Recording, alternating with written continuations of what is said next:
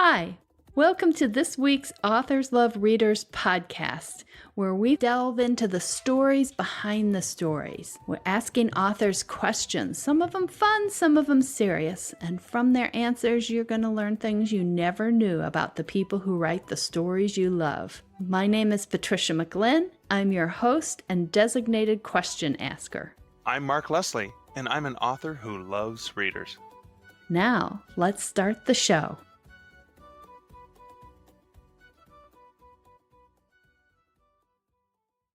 Hi, and welcome to this week's edition of Authors Love Readers podcast. I am so excited to have Mark Leslie here this week, partly because he writes in a genre that I know so little about. And so I'm really interested in finding out more about this. And the reason I don't know very much about it is it scares the bejeebers out of me. So... But I know Mark himself is not a scary person.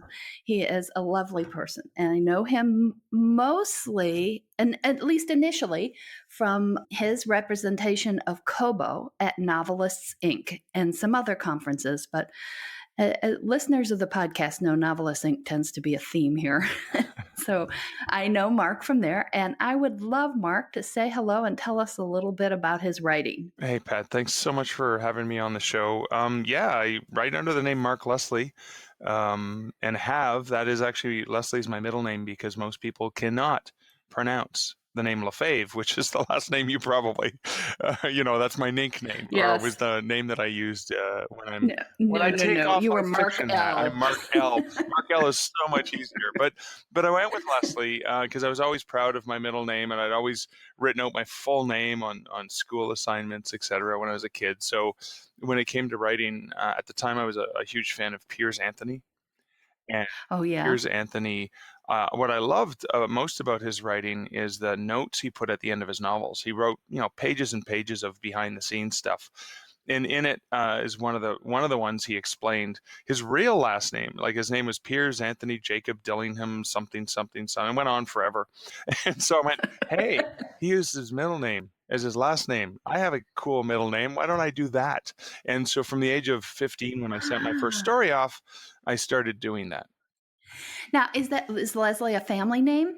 Yeah, it is actually the first name of my uncle and godfather, who I was named after at birth. So it was always a cool thing. And then, of course, when we had a son, we gave him the middle name Leslie, so that we both had the same matching names in case, like the Martin Sheen, because that's not really his last name. His real last name is Estevez, and then Charlie Sheen, so I thought, just in case that happens. Just in case. We both want to have pseudonyms together. So I think of that as a Scottish last name? Actually, Leslie does have Scottish origins as well, which is really cool because I think I would look awesome in a kilt. I think you would too. You're pretty tall though. You'd have to have a lot of material. Yeah, or it would be too. Then I would be scary, Mark. Yeah, well, I don't think we want a short kilt. No, we don't want to go there. So, okay, we mentioned your job, your previous job, Kobo, but you're now writing full time. That's right. Yay! Yeah, that is such a wonderful moment for an author. It really is. Did you do anything to celebrate it? I stopped driving into Toronto every day for 3 hours out of my day, back and forth. So yeah, that was the big celebration. It kind of coincided with a whole bunch of things. So around the time I was leaving the full-time employment with Kobo, which I loved, I adored working there. It was great. Loved working with the people. I also moved from Hamilton to Waterloo. I moved in with my partner Liz. And it's great. So one of the things we did was we did a lot of work on the house. We created a giant den or office or workspace or library. I'm surrounded as I have to be by books. And of course we have the token vanity bookshelf where I've got, overstock of my books. Because you have to have those. I mean, because I do a lot of Comic-Cons because of the subject area that I work in, and that requires, purchasing a bunch of the books and then selling them at author tables because those tend to work really, really well. And they're a great way to interact with people. I love when people come up and say, "Oh my God, I can't believe you have a table here. I've read X." And that to me as an author is one of the most exciting moments. I mean, the exciting moment of creating the story is always phenomenal, but when you get to meet someone who's read your stuff and you get to connect with them, that's why I've been a bookseller for 25 years. I just adored that people connecting over books thing.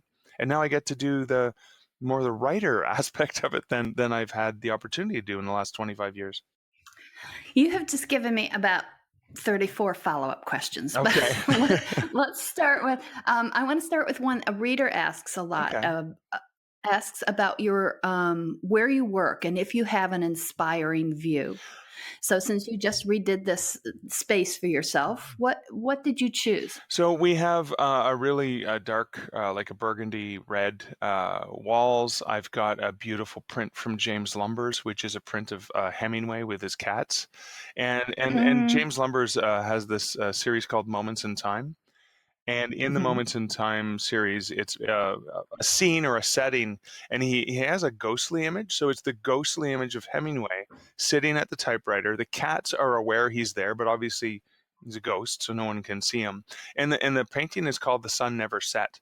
And so that is right above the book chair, which is this beautiful armchair that we got from Leon's, I think, years ago, which is a furniture warehouse. And I saw it. I had to have it. It's my absolute favorite chair in the world. And of course, books. I mean, I'm just surrounded by books.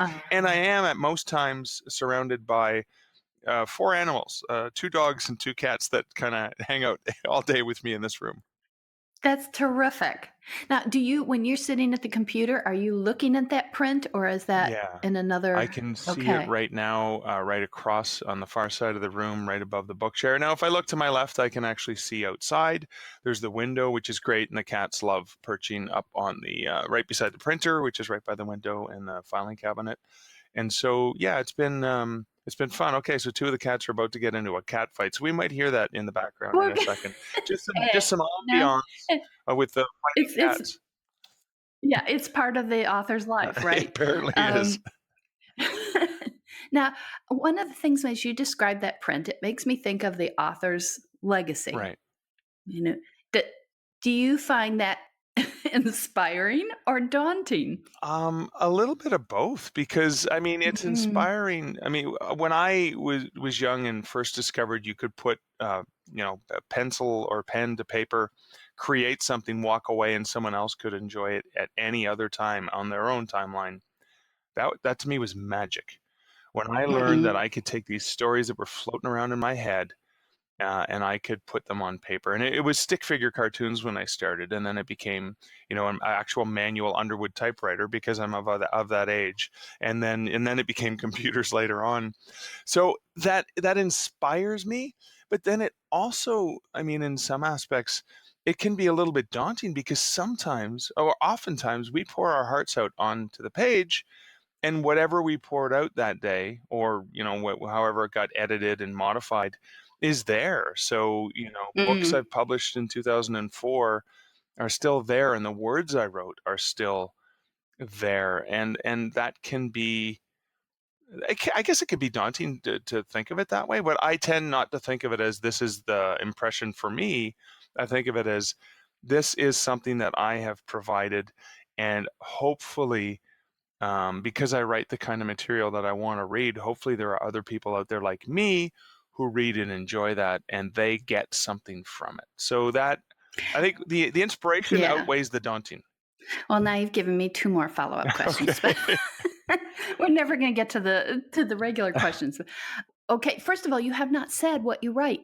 Oh my God. Well, I write stories. I write fiction. I write what you would think of it as, most people would think of it as Twilight Zone or Black Mirror style fiction, which I usually use the word horror because when I would write a story, it wouldn't necessarily fall in the fantasy genre because it didn't have the Tolkien dragons and epic fantasy and sword and sorcery. And it didn't have, science fiction elements because it wasn't the hard science fiction. I just thought, well, horror kind of fit because it was sort of, contemporary, but something weird or supernatural may have happened, or eerie or unexplainable. So I called it horror, realizing it's not necessarily horror. I can't call it Twilight Zone fiction. But I Because it's think, trademark. yeah, but I think people who like those kinds of amazing stories, weird tales, because it tends to cross genre boundaries. So I write those fiction tales, Yeah. and then I also write nonfiction ghost stories, true or tales told as true ghost stories about different places. That's really interesting because you've described your writing to me previously as horror, Yeah. which I stay away from. It's one genre. I don't like being scared. Thank you very much. But the Twilight Zone, when you said that, that's much more appealing to me. Yeah. And so there may be more readers like me out there. Yeah, it's Um, funny. I just had one of my books, or one of my little booklets. I call it a digital chapbook because it was 3 short stories. I had it converted into audio, and the narrator normally read romance, and so a whole bunch of people came to listen to my horror stories about oh, books, and they came to it and they went, "Whoa, I've never read stuff like this," and they actually enjoyed it. It was a little bit darker than they were used to, but yeah, yeah. because of this amazing narrator, they went, "Wow, this is an author I should check out." Like, and they wouldn't have checked me out probably because it was marketed. It's got a skull on a book on the cover, so it's going to be dark. But I find that, yeah, it's kind of interesting because horror doesn't properly do it justice. But I would rather people don't read my stuff if they're not comfortable with reading about the macabre and the dark, because most of my stories either involve some sort of scary supernatural. So fear is a strong element in my writing as well, because I will be the first to admit that I am the biggest chicken in the world. I believe in the monster under my bed. You cannot tell me he's not real. And when my son was little and he said, "Dad, the boogeyman is here," like he'd come into the room in the middle of the night, I would go, "Oh my God, the boogeyman. I've always been afraid of this. Run." So I mean, so a lot of my stuff has to, actually, I do have stories about the night. One story was the night that when Charlie was 8 years old, he watched the Sandman kill the Tooth Fairy, and it's a Oh story about a dear. man who can see things that we only think are fictitious, like Santa Claus and the Easter Bunny, but he can also see the Sandman and the Tooth Fairy and all these other things. So he lives his entire life seeing these characters. So, for example, when his wife realizes she doesn't love him, he's at this picnic or barbecue, and he actually sees Cupid shooting his wife and another man through the heart with the arrows, Oh. and then that night she tells him she doesn't love him. So I was like, imagine if you could see all the things that people imagine exist, or do they? Maybe we just don't see them. So that was kind of a fun. But again, it's dark. The Sandman kills the Tooth Fairy in the opening scene. That is pretty Yeah, dark. Well, and as you were talking about the boogeyman in the bedroom and stuff, I'm thinking, I wonder if my not wanting to be scared stems from, I believe that there was somebody who lived under the bed, and they could, as a kid, yeah. long time ago, I believe this, and that they Well, you could don't believe it grab now? my ankles and suck me under Oh, the bed. they're still Well, there. That's why I don't have it under the bed now that I'm an adult and have a choice. Are you kidding me? My bed goes right down to the no, floor, man. That's it. There's nothing under the bed, so I'm safe, at least for now. no. So then I have two older siblings, significantly older siblings, and my sister convinced me that there was nothing under the bed.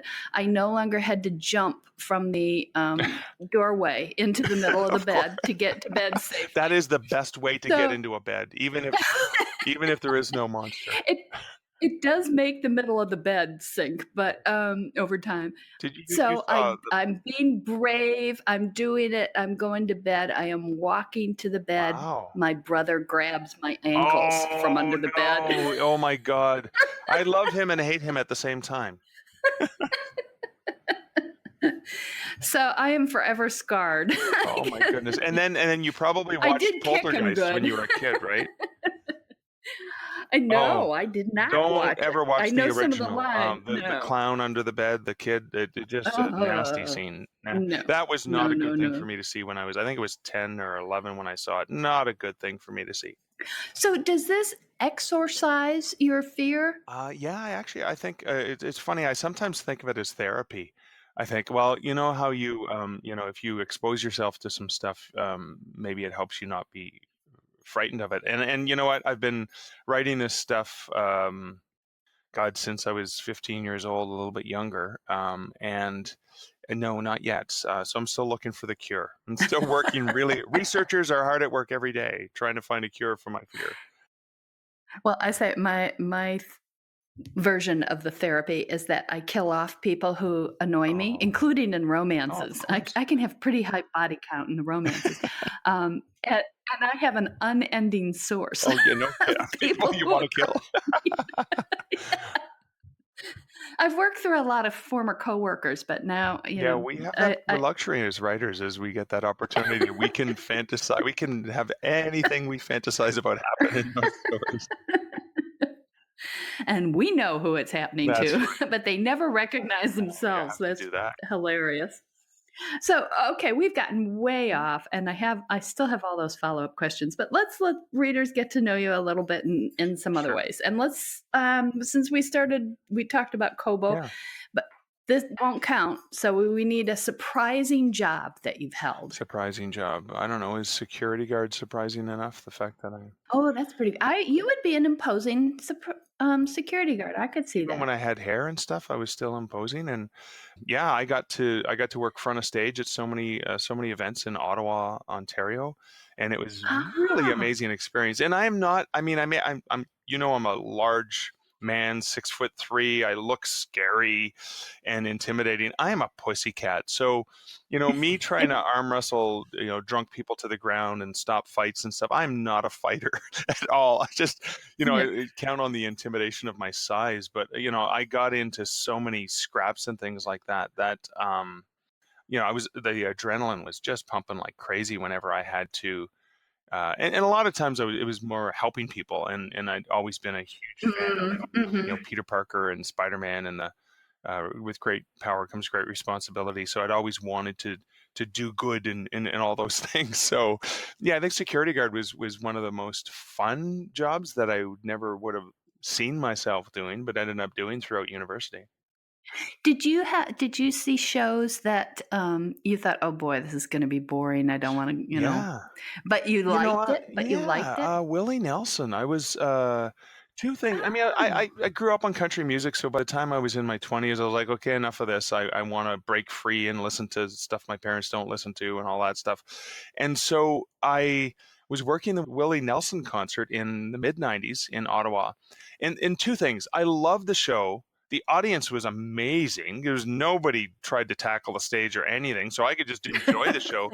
And then he stayed at the very end because I couldn't leave until he left the stage. He sat on the edge of the stage and signed albums and talked to every single fan who wanted to talk to him. And I created such a huge respect. So whenever I hear his music today, I think about that kind, generous, genuine person who was there for his fans. Now I was complaining because I was making time and a half overtime because I had to get back to school the next day, and it was like 2 a.m. It was like, come on, Willie, let's go. I want to go home. But when I think about it now, I just think about the respect that I have for that artist who, he gave them what they came for, but he stayed and gave them even more. And he probably created memories for these fans that will last their entire lifetime. And I can see a thread from that to you're talking about when readers come up to you like at Comic-Con. Yeah, think about that. Yeah, I can definitely see that connection. Do you have any wonderful stories about interacting with readers yourself? I think one of the most touching moments, I never got to interact with this reader myself, but it was sort of a science fiction-y story that was meant to be used in a grade 4 classroom based on the Ontario science curriculum, and it was edited by Julie Cherneda, who's a science fiction writer with a background in education. And Julie forwarded me something that a teacher, so this was being used in a grade 4 classroom, and the stories were based on science. And so you had to take a scientific principle that would have been taught in grade 4 science and then write a story about it. And then the science teacher could use it to introduce the concept. So my concept was properties of light. And so I have a kid going to his uncle's who's an inventor, and he has a special glass made out of a special ice that, if you smash it, it can reform the window pane easily. So the kid's just having a ball, breaking the window and watching it come back again. And he puts the wrong chemical in, so the glass becomes like a slow glass, and they can see back in time the light slows down enough but doesn't refract, so he's like 2 minutes into the past, and they use it to solve a crime. So it's just like a fun YA young reader story. And I got from one of the teachers who was using it in the class, I got a story that this young boy had written after reading my story. So the two most wonderful things about this were, A, he was a reluctant reader. He had never finished a story in his life. He did not like reading. B, when he finished it, he loved it so much he wanted to write his own stories. And I still have that story. That's so I didn't get to amazing. see this fan in person, but I'm just I adore the fact that, wow, I helped this boy discover, because you and I both know the magic, and your listeners know the magic and Yeah. power and beauty of reading. And I helped the boy Yeah. discover that. Like, if I do nothing else as an author, I have succeeded huge. That's terrific. That's a wonderful Thank you. story. From that plane, we'll bring it back down. We'll say, do you have a favorite taste? A favorite taste besides beer? Okay, I think we got that one in one. Favorite color? Green. And if you do, Green, why? Yeah. Green. Why? It's always been a thing that the color has always just felt warm and homey to me. Multiple shades of it, or we're talking because you can go lime? Even if they get gross, I prefer the darker shades of green, but I'll take the 50 shades of green. Yes, I will. Good for you. As somebody with strong Irish background, I appreciate green too. I know Leslie's Scottish, but I've always wished I could have been Irish. Yeah, you can be. We will spread the mantle. Thank you. And I was every St. Patrick's Day. I become Irish for 24 hours. Is this back to beer? A little bit, but never green beer. Never green beer. That's sacrilegious. But rivers can be green. Yeah. See, that's my theory. I often ask people about strong fears, but it sounds like, and if they use them in books, it sounds like you use all of yours. Constantly. My biggest fear, though, used to be my dad dying, and then I wrote a novel about it. And when that happened, a year later, my son was born, and then my biggest fear became something bad happening to my son. So of course, it was always that father-son connection was always related to the fear, and I've drawn upon that so many times in my fiction because it's easy. Because it's natural. It's just what I feel.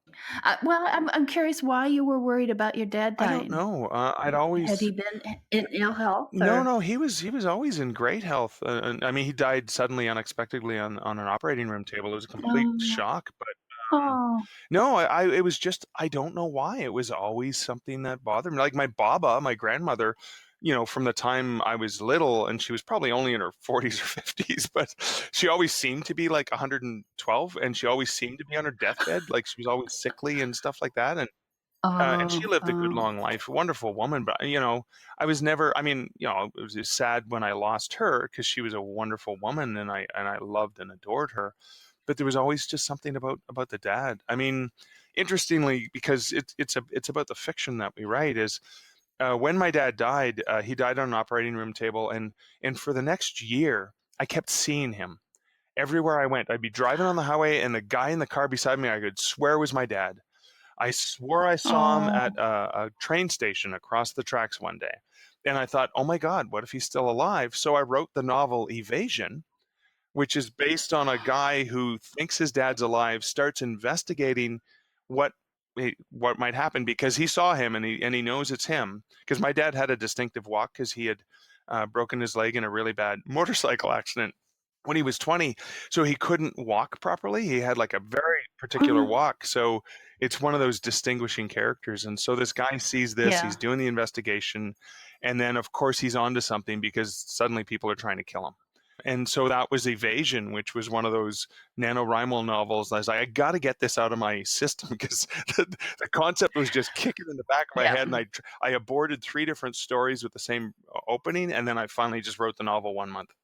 Did it turn out the way you expected it to? I had no idea because I'm a complete pantser. I had no idea. I knew, okay, his dad's alive. I haven't figured out why he's alive or what he's up to. So he was alive. Yeah, and so in this story, he ends up bumping into his father, and then and obviously he learns what happened and why his father had to fake his death. And so it became this an interesting thriller. Now, here's an interesting aside that takes it back to the Kobo building. I was writing it for NaNoWriMo. I hadn't done any research. I had 30 days to write the book, so National Novel Writing Month. And so I sat in November. It's in an office. The opening scene, there's an prologue where he sees his father at the train station, and then it's 18 months later. He's still researching because he thinks that was him. He's got to be alive. I'm going to look into it, check out the doctors, what was going on at the hospital, what happened. And so the novel actually opens with chapter 1 where his boss calls him into his office, pulls a gun, tries to kill him, and then from that point on, every single person he meets is trying to kill him.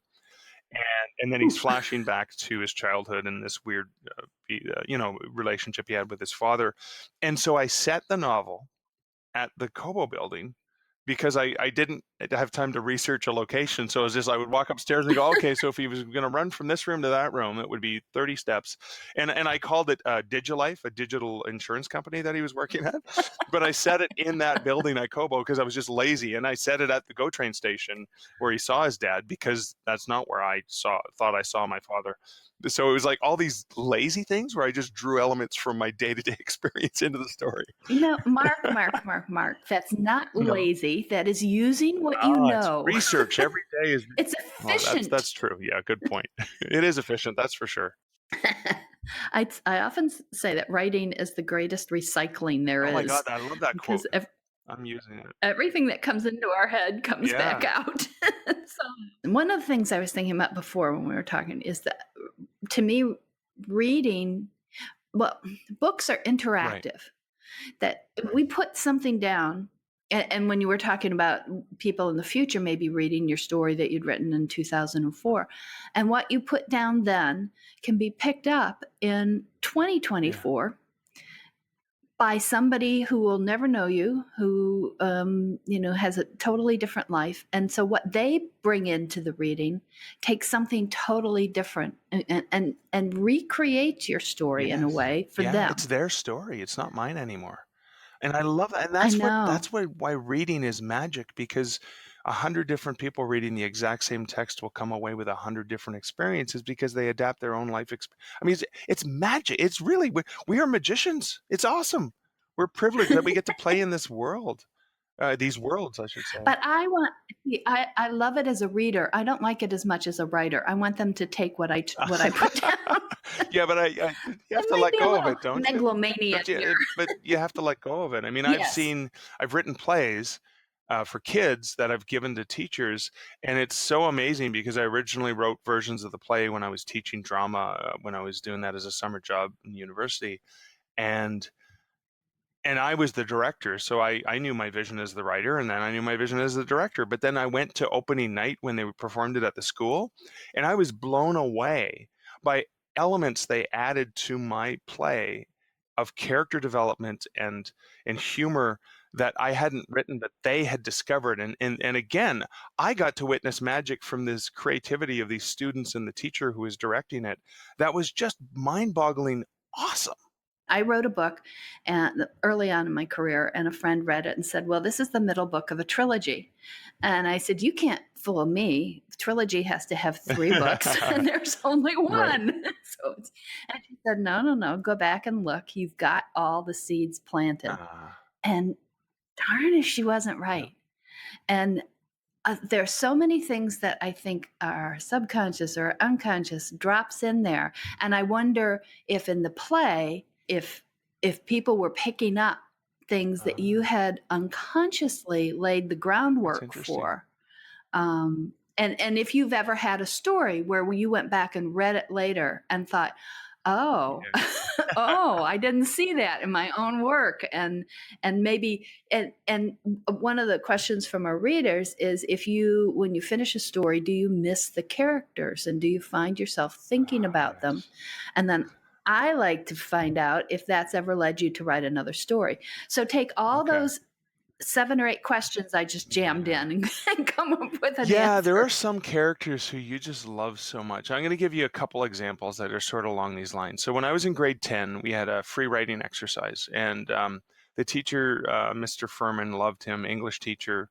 And I got to tell him this. So, any of the teachers that you've had that you appreciate, if they're still around and you get a chance to let them know how much they impacted your life. That's That's why they do it. That's such an amazing experience. So Mr. Ferman had free writing, which meant he didn't care what you did for 30 minutes every Friday in class. You're going to write something.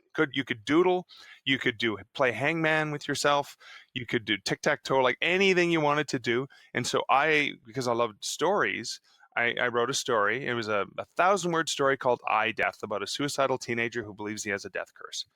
And I remember Mr. Ferman's note on the end of it, because he would read them all. You just had to turn it in, and you got graded yes or no. Did you do it or not? And you got full marks if you did it, and no marks if you didn't do. And it didn't matter what it was. Could have been, a doodle or whatever. And on the manuscript, he wrote, and staring back at him is the Twilight Zone, because the guys looked into a mirror, and that's how the story ended. I came back to the story. So Peter O'Malley, I hadn't even named him in this story, but in my mind, that was his name. And when I was in university and I was supposed to be studying, I wanted to see what might happen next to Peter.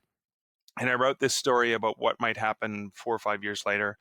And I tried to send that story away and get it published. And this is back in the early days of snail mail and mailing manuscripts to magazines and stuff like that. Oh, yes. And then it wasn't until 2000 and probably 6, I believe, I wanted to combine the first story and the second story, and I kept playing with it, and I didn't know what to do with it. So I decided, because the initial story was a journal, it was a single journal entry from this character, thought, what if I did it as a blog? Because I'd been blogging already for a few years. What if I release it as a blog from his character's point of view and tell his story? And I told the story over 9 months on a blog using a Blogspot blog, and the suicidal teenager. And so it ended up becoming my book, I, Death, which was cool because a publisher actually picked it up and wanted to publish it. So it's now available. But one of the other things that happened was, while I was writing the story, so Peter O'Malley has a death curse. Everyone he gets close to dies some horrible death. So it's just like this tragic scene, and in it I have him learning about Hamlet, because I loved Hamlet when I was a kid, and I get to play with all the things I loved about my favorite teachers and inputted them. And then I have, so his teacher's in a horrific car accident. She's in a coma. He loved his teacher, and so obviously because he liked her, something bad happened to her. This supply teacher comes in, and the whole idea was he's supposed to be a kind of coolish, neat character. I was going to have him walk on. Peter ends up accidentally killing him. And then you found out that he was a bad guy, and Peter goes, "Oh my God, I can use my powers for good." So that was the whole idea. So Mr. Robinson, who the kids call Robbie, comes in, and I started to base his character a little bit on some of my favorite teachers, like Gary Ferman and Jim Turcotte, who was an amazing math teacher. So my favorite elements of both those teachers combined with John Keating from the Dead Poets Society. Robin Williams' character in that movie. So I combined all my favorite teachers, mixed a little of John Keating in there, and then as I was writing Robbie, words came out of his mouth, and I was loving it, and my readers were loving it because they were commenting live on this blog as I was rolling the story out. And then I got to a point and I went, "Oh my God," and I had to break the fourth wall, and I put a note and I said, "Okay, listen, Robbie's got to die." I set it up so he should die, but I fell in love with him so much. He was supposed to be a bad guy. I don't know if I can do that anymore. So I had the readers decide for me, should he die a good guy or a bad guy? And that was the case where Robbie, Mr. Robinson, he was just such an amazing character I loved so much. And unfortunately, he's dead. But the readers... So they voted to have him die? Well, there was no vote. He had to die. He had to die, but I needed to know if he should die. Whether good guy or bad guy. And they told me what they wanted, and so I did that. So that was one of the most amazing experiences for me. I would have rewritten it so he lived. Maybe he faked his death and he's still alive somewhere. No.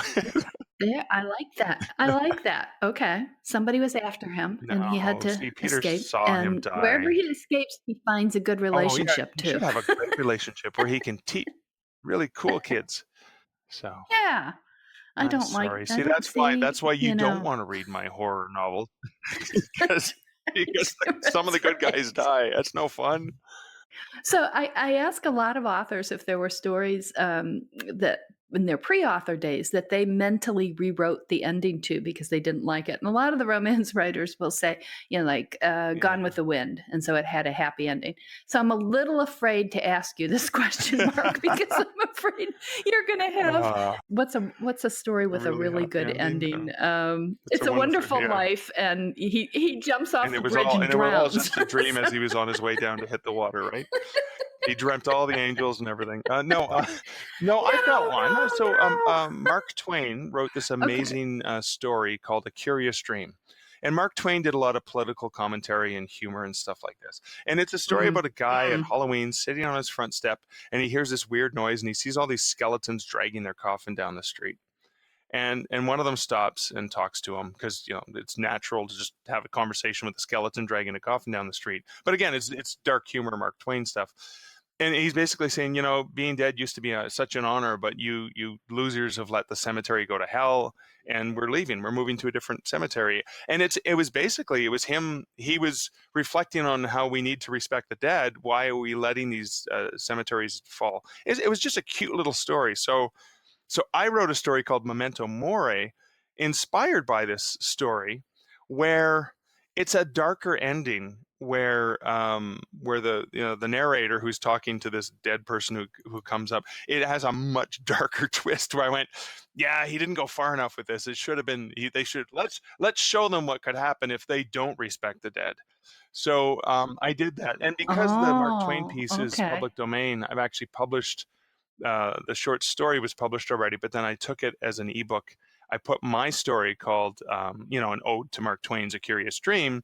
I have my story, and then I also put the initial Mark Twain story and why he inspired me to write that. So that was a really fun thing to do. Thank goodness it was public domain, so I could get away with that, because I probably couldn't afford to purchase the rights to it.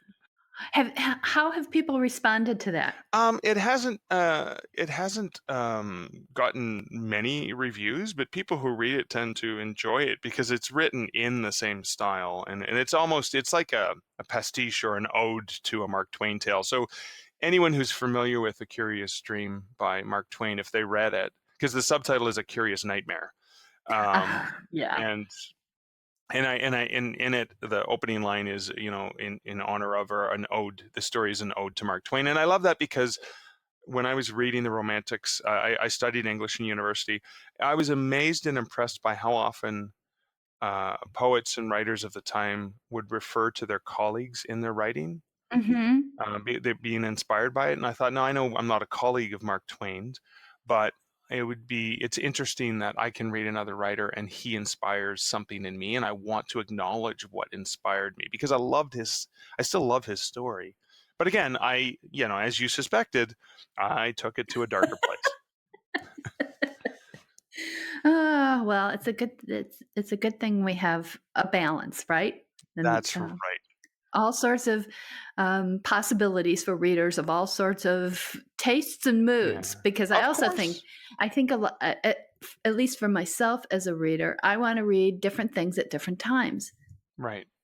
It's like you get a taste for something, and it's okay, today I want. But also that there's the convention. So, for example, I honestly believe that if a writer or reader is going to invest in a full-length novel, the better damn well have a happy ending, right? Because they invested all this time in the characters. Now, most of my short stories, half of them happy ending, half of them either you don't know what happens because that's the twist, or it's a sad ending. It's like a tragedy, but you can get away with that in a short story because this story is 1,500 words. So something scary happens. It teaches the guy a lesson. Aha, look at this. If that were a novel, I would have to have him learn the lesson, overcome the try-fail cycles, and then it would have to be a happy ending for the most part. I think it's more difficult to get away with that in a long piece because the reader has really invested, and you're really going to do some damage.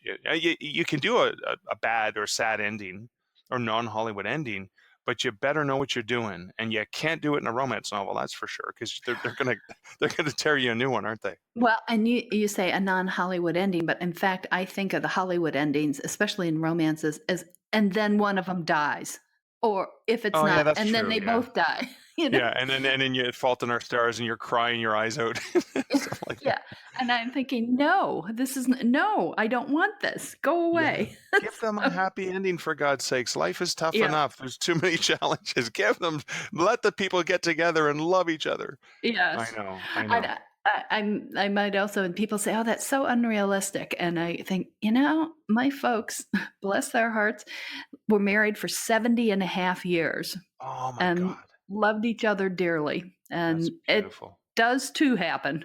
It does happen. No, and we need to have that hope too. I think it's just so important to have hope. So I mean, even in this horror novel where I kill off one of my favorite teacher, I mean, it has a happy ending. The good guys beat the bad guys, Well, that is okay. And so that's, that is a sacrifice, and okay. Yeah. Oh, now, from your folks, your mom or your dad, did they have sayings that they said to you as a kid that now you hear coming out of your voice? Yeah, out of your mouth? Oh, yeah, all the time. So, you little Christer is what my dad used to say when I hope I'm allowed to say some off-color words here. I've said that a couple times to my son and to the cats when they're being bad. And I've actually used the phrase, I'm not paying to heat the outdoors. Because, when you become a parent, physics doesn't make sense anymore. Yeah. Okay. Yeah, I've used them, but I've also, I've applied some of the sayings in terms of some of the wisdom that my parents passed on to me that I couldn't appreciate until I was in their shoes and went, oh, that's what he meant. 30 years later, oh, that's what Dad meant when he said that. My dad was very Irish, and there was a family dispute at one point centering on between my father and my brother arguing with each other. And my dad said in a fairly loud voice, "There is no logic in volume." And everybody stopped and went, "Write that down." Write that down. So I love that. Isn't that wonderful? Yeah, you've used that now? Oh, yes. And used it on him. Oh, that's funny. That was the meanest turn to use the saying on himself. But yeah, we have quite a few family sayings. And do you have any motivational or upbeat sayings that you like? Or do you have any dark and downbeat sayings? I have a ton of motivational things that I love. So one of my favorite writing quotes that hangs near the wall where I write is from Hugh Prather, and it was from his book Notes to Myself. And it is, if the desire to write is not accompanied by actual writing, then the desire is not to write. And to me, that's a reminder that it's one thing to call yourself a writer. It's another thing to be a writer. And if I am not writing every day, if I am not committing myself to putting those words down on paper, whether it's digital or real paper, I'm not writing. I'm not following my desire. The desire must be not to write then if you're not writing. And it's a simple phrase, but for between 20 and 30 years, I've kept that quote within sight from where I sit down to write most days. The interesting thing about that, and I think if there's anybody in the audience who is interested in writing, I would add to that it's a moment to moment question. Because I spent a lot of time early on saying I wanted to write books, and I didn't know how to try to start or to start to try. And even when I did start to try, it wasn't, I was grasping for ways that worked for me. And it took quite a few tries to find something that let me complete a story. And so there were a lot of years where I would say to a few very close friends and family members that I wanted to write novels, but I wasn't actually writing. But like I'm saying, it's not a death sentence. It's not a done deal if you're not writing at the moment. But that, yes, you have to actually write to get to where you have written. Yeah, Does that exactly. make sense? Yeah, of course. And that's the reminder to me when I think about, I was thinking the other day, I haven't written a short story in a long time. And short stories are so satisfactory because, you can almost do them in a single sitting, right? Depending on the story. Some of them are longer and more complex, but for the most part, it's a single sitting. And I hadn't done that in a long, long time, and I forgot the satisfaction. And it's the same satisfaction you get with a novel, although the satisfaction with a novel is a much bigger buildup and much bigger level of relief when you get the first draft done. But it's still, you get those little mini bursts of excitement when you actually complete a story in and of itself. And so I've just told myself just this week, I'm going to set some goals to just write some new short stories because I miss that, and not like it's a snack, but it's also different because you have to be more disciplined. In a novel, I can go on and get into the character motivation and all the depth and background. In a short story, I have to be way more concise. I have to be way more precise, and I have to be careful not to throw the reader out of the story because, again, haven't invested as much, so it's easier to get kicked out of something they haven't invested as much in. So for me, that writing saying is a really strong reminder of what it is that have always been most passionate about, which is telling stories. I'm not a short story writer. I'm not let's say the first, I think at least 4 times I tried to write a novella that became novels. Of So course. it took me 5 shots. So it's very foreign to me, and that makes it very interesting. So Yeah. when you have an idea, do you immediately know this is a story versus this is a novel? And you talked about the novel, that you get into characterization and all that, which made me wonder if, do you think that a short story, is more focused on on what happens as opposed to who it happens to? Yeah, no, I think the main difference is in a story, let's say you have a sentence to denote a character, right? Or let's say it's a sentence where you can express characterization about someone, whether it's dialogue or action or whatever they're doing, even sometimes what they're thinking. In a novel, you may get a couple pages, maybe not all at the same time. You have a couple pages to develop that character. In a short story, you got a sentence or two, or maybe a few sentences, but the whole story, if it's let's say it's 1,000 or because it's a really, really short story or a 5,000 word story, you're going to not be able to get into. So, sometimes getting as far into the character's head and perspective as you can, it's more of a luxury in a novel, I find, where I go, Mm. oh, so I've taken short stories. So Michael Andrews, my Canadian Werewolf in New York, it was a 10,000 word short story. And I had somebody say, this has got to be a novel. I want to know what happens next.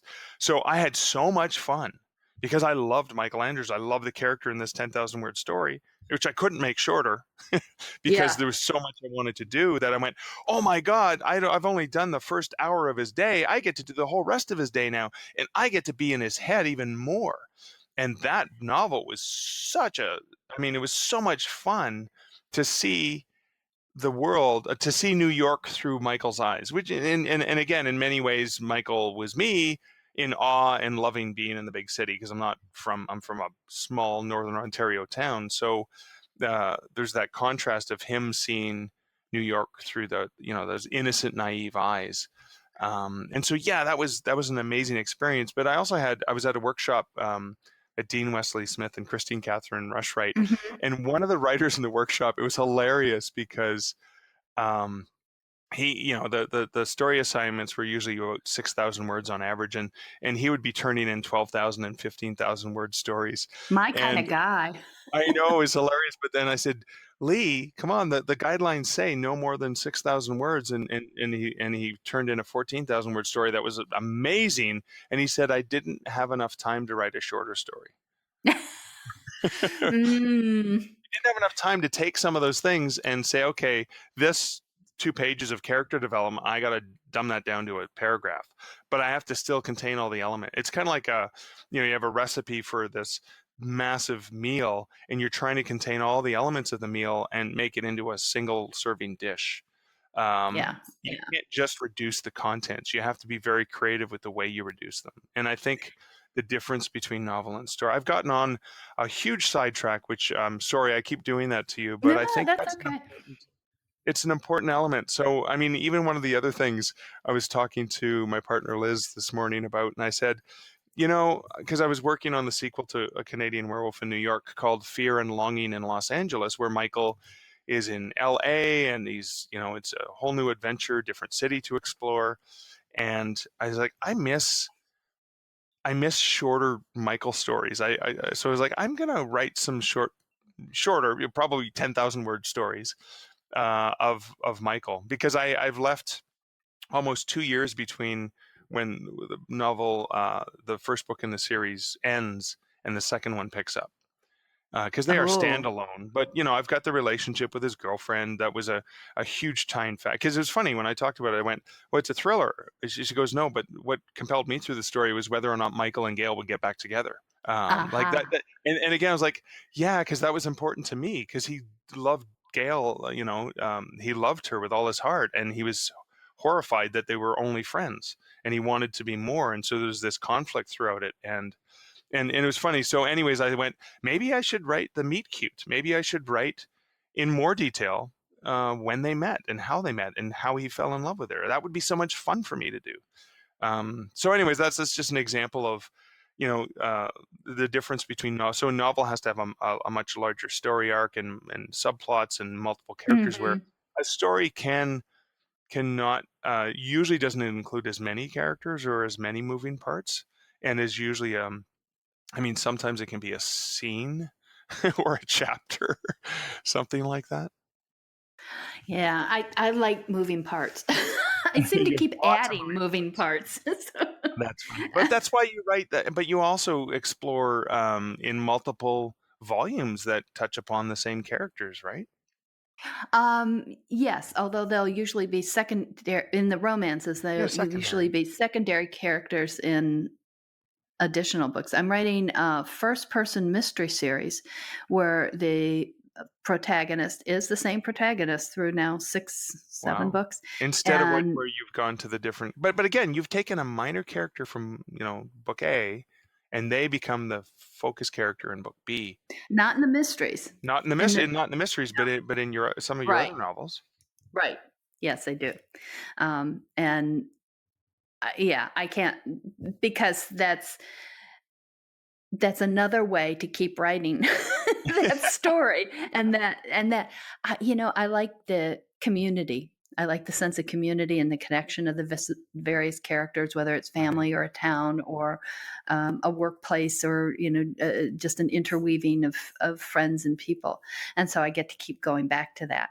And I am doing that in the mysteries too. So it's the same sleuth with this group of people who help her. Yeah, supporting characters. You get to maybe focus on.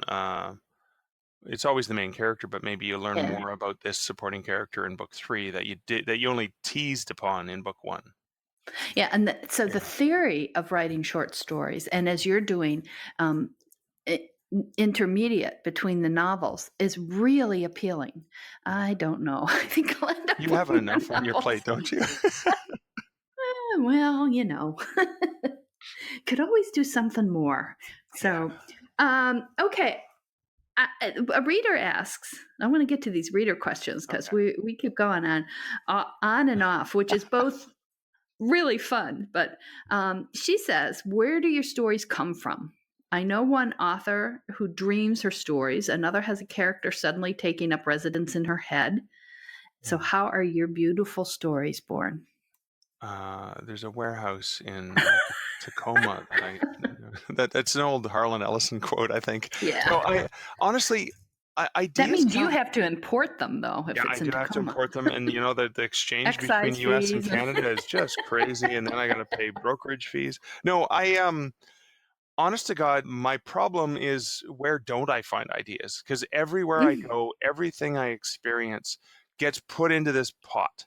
And it stirs around, and sometimes it's there for years before I draw upon it, and sometimes I have to draw upon it right away. So, for example, the story about the Sandman killing the Tooth Fairy, that was one of the ones we were sitting down at dinner. My son had just lost a tooth, and we were talking about the tooth fairy, and he said something, and in my head, I got the idea.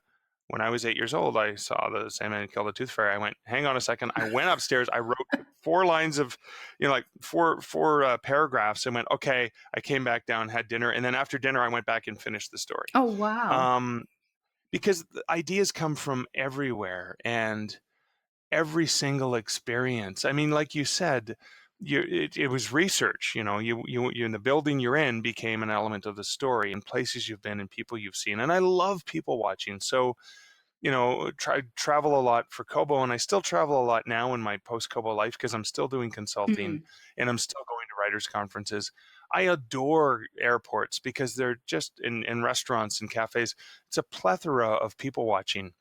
And I have probably 100 ideas a day, and maybe one of those ideas ends up staying in the pot, or 2 or 3 of them stay in the pot, and then they get drawn upon at a later date. So I think I draw my ideas from things that happen to me, things that happen to other people that I've witnessed or they've shared. Sometimes someone tells you a really cool story, and you go, "Ooh, that inspires me to whatever."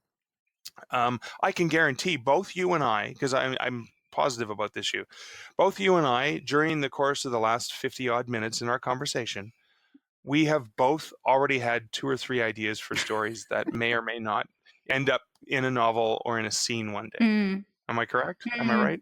And I think a lot of times there are what are the things in chemistry that have to mesh with something else to really be active.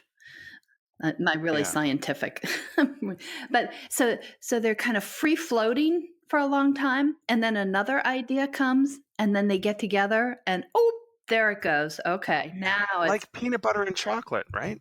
Oh, see, I don't like peanut butter and chocolate are pretty cool. Oh, you don't know. That was a bad example. Okay, so chocolate like beer and chocolate. pizza. Okay, like chocolate with a layer of a different kind of chocolate, like a dark chocolate around it, or a soft chocolate inside of a hard. Yeah, there you go. But again, they're both great on their own, but then you bring them together and come up with this whole new idea, which is kind of fun, right? That's the magic of these floating ideas that we get to. I'm privileged that every single day I get to move around in a world that continually bombards me with ideas. Now, you mentioned going to writers' conferences, and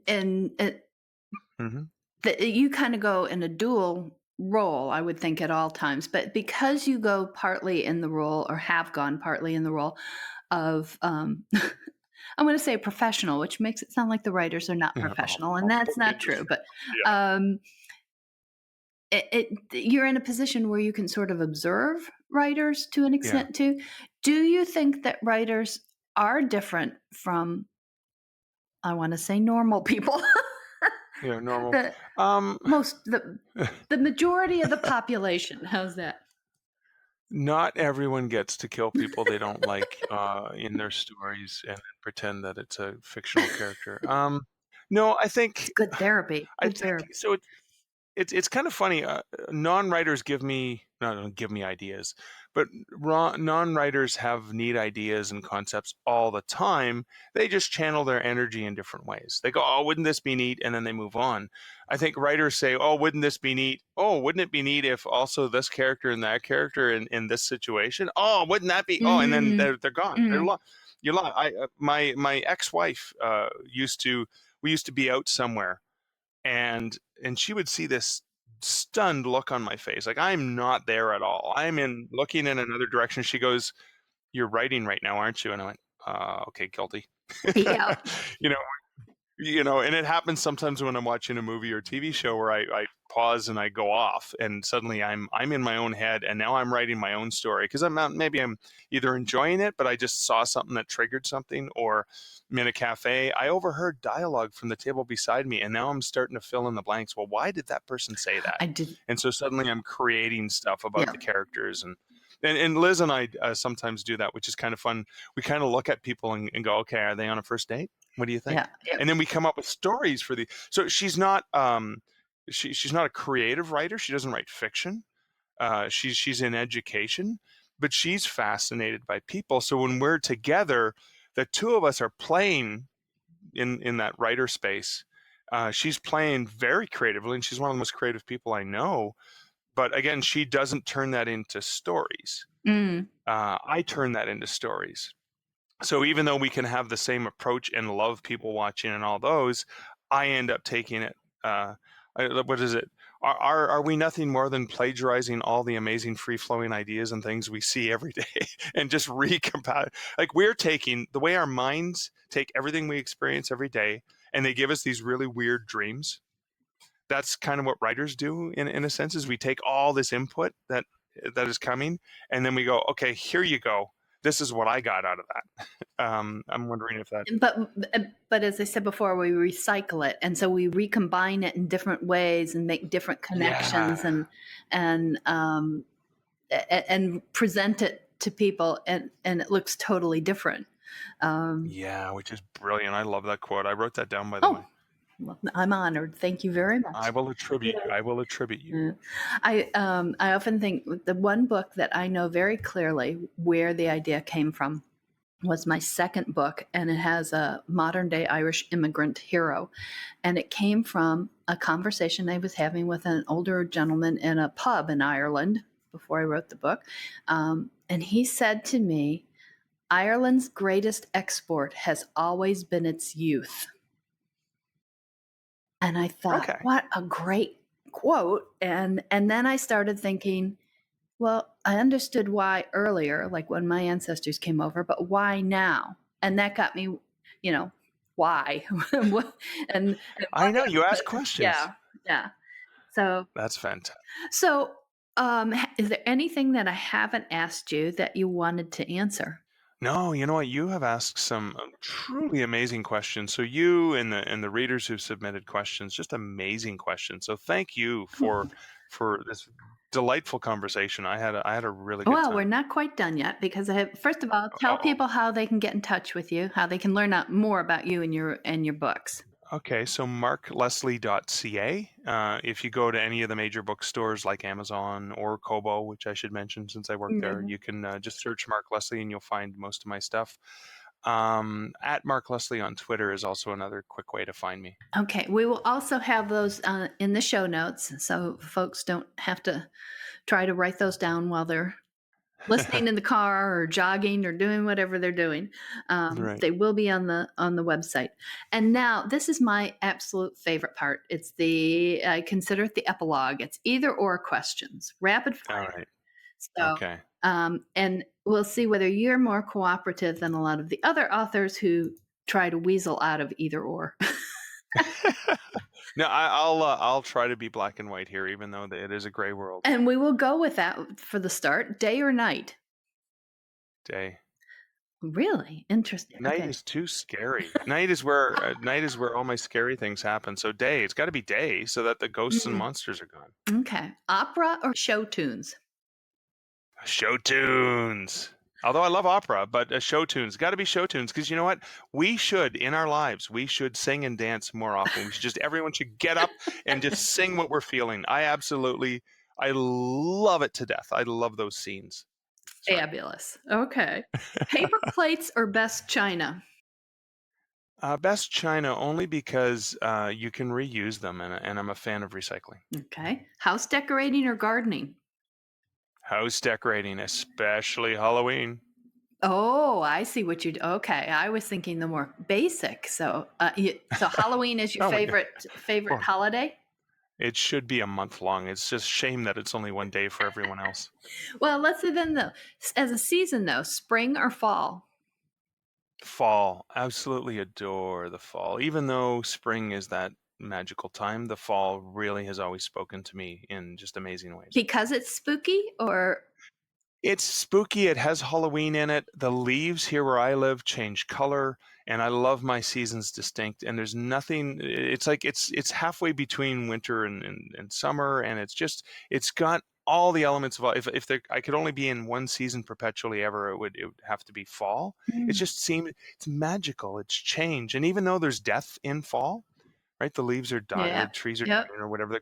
They're going to sleep. There's going to be a rebirth. It's going to come back. So even though it can seem sad and the days are getting longer and it's darker, I think there's something magical and beautiful about the fall that speaks to me. Well, in keeping with the seasons question, I'm going to ask you another takeoff. Summer Olympics or Winter Olympics? I prefer the Summer Olympics. Okay. Yeah, I do prefer, even though I live in a winter wonderland up here in the north, I do prefer Summer Olympics. Notice that my question presupposes that somebody has to love the Olympics. Oh, I see. I don't do sport, and the only sport I do is Olympics. So I actually do watch Summer and Winter Olympics. Yeah, I do love the Olympics too. Pickup or sports car? I think pickup, only because it's more practical, and I carry a lot of, let's say I carry a lot of ideas and baggage with me, so the pickup makes it easier for that. Hiking boots or cowboy boots? Hiking boots for sure. Got to get into nature, got to explore, and yeah, that's the best way to do it. Ice cream or cake? Ice cream for sure. I'm going to be really mean here, because cat or dog? Dog.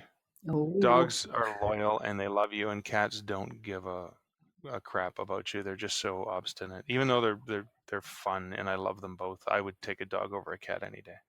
Hot air balloon or train trip? I think there's something magical about both, but the train trip, it just speaks to history as well as to the community you can actually connect with on this limited voyage. Have you ever done the Trans-Canadian? Not yet. I want to do that's that. my bucket. Yeah, it's on my me bucket too. list. Coffee or tea? Coffee. 99.9999% of the time. But I we know, know- 100% of the time. We know the real answer is beer. Yeah, well, no, but in the morning it's coffee. Okay. From noon on. That's right. Go with the best first or save the best for last? Save the best for last. That's excellent. Even though it's kind of like, I know too many people who died before they retired, but I still think save the best for last, because what a way to go. Fabulous. Thank you so much, Mark. Really appreciated the time, and this was a lot of fun. And for thank you. Our listeners, I hope you'll come back next week and hear another author talking about what they write and how they write it and the stories behind their stories. Have a good week of reading in the meantime.